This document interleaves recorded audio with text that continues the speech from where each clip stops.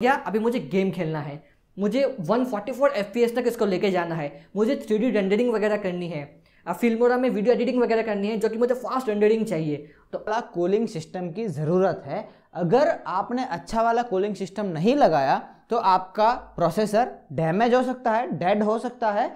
और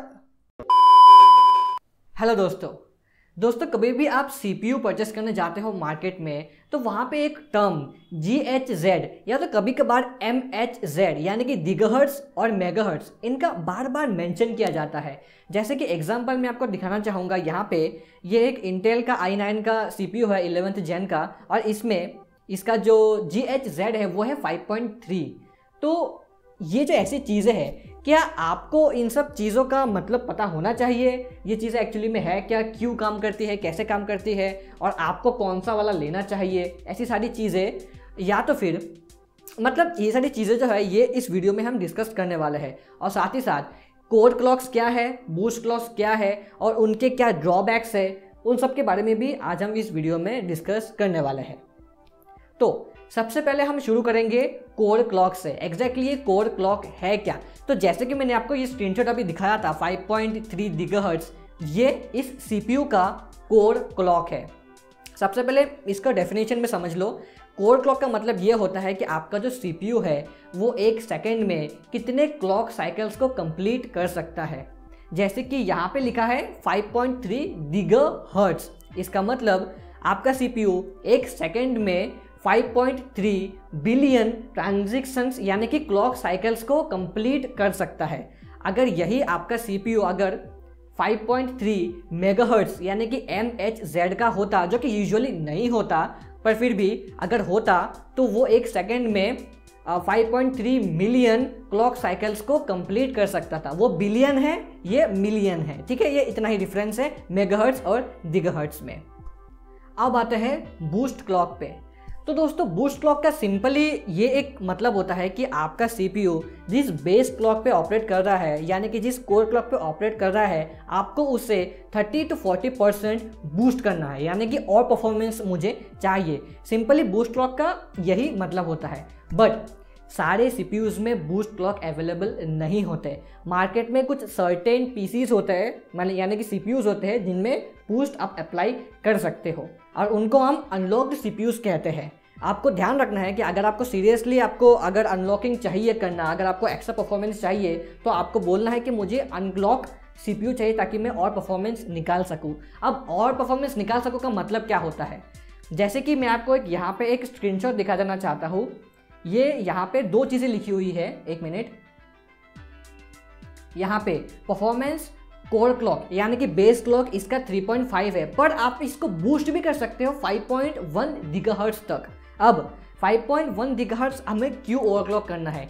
मान लीजिए आप कोई छोटा मोटा काम कर रहे हो, वेब ब्राउजिंग, मूवीज़ देखना वगैरह, ये सब छोटा मोटा आप काम कर रहे हो, तो उस टाइम पे ये जो कोर क्लॉक है 3.5 गीगाहर्ट्ज़ तक आपका CPU सिर्फ उसमें रन होगा। आपका CPU आराम से काम करेगा, पावर जो कंजप्शन है वो भी कम होगा, तो सारी चीज़ें आराम से काम करेगी। फिर उसके बाद अगर आपने सोचा कि भाई हो गया, अभी मुझे गेम खेलना है, मुझे 144 FPS तक इसको लेके जाना है, मुझे 3D रेंडरिंग वगैरह करनी है, फिल्मोरा में वीडियो एडिटिंग वगैरह करनी है जो कि मुझे फास्ट रेंडरिंग चाहिए, तो उस टाइम पे ये जो 3.5 गीगाहर्ट्ज़ है ये काम नहीं आएगा, आपको और परफॉर्मेंस चाहिए होगी। तो उस टाइम पे आप आपका CPU को जो अनलॉक जो उसका सिस्टम है उसको अनलॉक करोगे और 5.1 गीगाहर्ट्ज़ तक ले जाओगे उसे। तो उससे होगा क्या, परफॉर्मेंस बूस्ट मिलेगी और आप और अच्छे से काम कर पाओगे। सिंपल यही होता है बूस्ट क्लॉक। और अगर आप ये पूछो कि ये तो ठीक है, मेरे पास ये एक CPU है, मैं करूँ कैसे इस चीज़ को? देखो सिंपली होता क्या है कि दो तरीके होते हैं। एक तो आप ऑटोमेटिक कर सकते हो आपके बूस्ट क्लॉक को, या तो फिर मैनुअली कर सकते हो। ऑटोमेटिक में क्या है, बायोस में जाओ, ऑटोमेटिक का सेटिंग कर दो, जब उस CPU को ज़रूरत पड़ेगी तब वो बूस्ट अपने आप ही कर लेगा, पर उस टाइम पे आपका जो सिस्टम होगा वो ज़्यादा पावर कंज्यूम करेगा। ये बात का आप ध्यान रखना, ज़्यादा हीटअप होगा वो, ठीक है। और अगर आप मैनुअली करोगे तो बस आपको मैनुअली बायोस में जाना है, बट बात का ध्यान रखना कि जब मैनुअली आप अपग्रेड कर रहे होंगे आपके ये CPU को, जब बढ़ा रहे होंगे, तो उस टाइम पे 30 से 40% तक ही आप एक्सटेंड कर सकते हो। ज़्यादा करोगे तो आपका CPU डैमेज भी हो सकता है। सो गाइस, अब तक हमने कोर क्लॉक समझा, बूस्ट क्लॉक समझा, अब हम समझेंगे ड्रॉबैक्स। इसके आपको क्या क्या चीज़ें आपको ध्यान देनी है, आपको क्या नुकसान हो सकता है। सो गाइस, जब भी आप ओवर क्लॉक यूज़ करोगे तब आपका सिस्टम पूरा हीट होगा।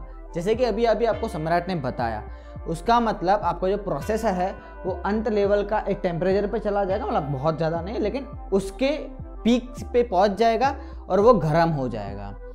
उसके लिए आपको अच्छा वाला कूलिंग सिस्टम की ज़रूरत है। अगर आपने अच्छा वाला कूलिंग सिस्टम नहीं लगाया तो आपका प्रोसेसर डैमेज हो सकता है, डेड हो सकता है। और मैं बात करूँ तो मार्केट में काफ़ी सारे जो प्रोसेसर्स हैं जो कि अनलॉक्ड होते हैं, उसके अंदर कंपनी फ़ैन नहीं देती, हीट सिंक नहीं देती।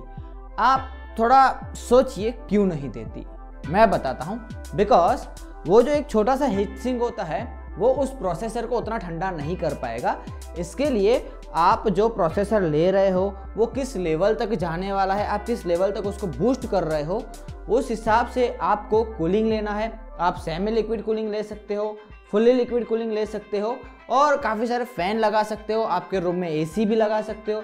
काफ़ी सारे ऐसी चीज़ें हैं, तो वो आपको समझना रहेगा और ज़रूरत पड़ी तो कुछ टाइम के अंदर इसी पर्टिकुलर चीज़ों के ऊपर हम वीडियो भी बना देंगे।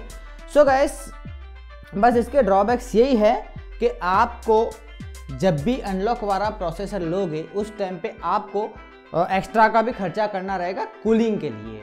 सो गाइस, अभी हम समअप करें तो गीगाहर्ट्ज़, इसके लिए हमको ध्यान देना रहता है कि वो कितना फास्ट परफॉर्म कर सकता है। अनलॉक का मतलब होता है बूस्ट क्लॉक, इसका मतलब आप जो नॉर्मल रनिंग में आपके प्रोसेसर को चला रहे हो उससे भी आप तेज दौड़ा सकते हो, मतलब उसी प्रोसेसर में से आप अच्छा खासा काम कर सकते हो। सो गाइस, आई थिंक हमने आपको अच्छी तरह से सभी चीज़ें एक्सप्लेन कर दी है। फिर भी अगर आपको कोई भी इश्यू हो तो नीचे कमेंट में डेफिनेटली मेंशन कीजिए। मिलते हैं नेक्स्ट वीडियो के अंदर। Signing out, Vipul, it's computer, sayonara. एक तो आप ओटली 3, 2, 1। हेलो, नहीं ऐसा ना था।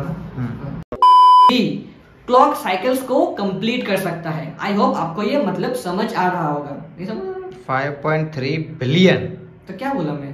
5.3 क्लॉक। अच्छा, वापस बोलो 5.3 से।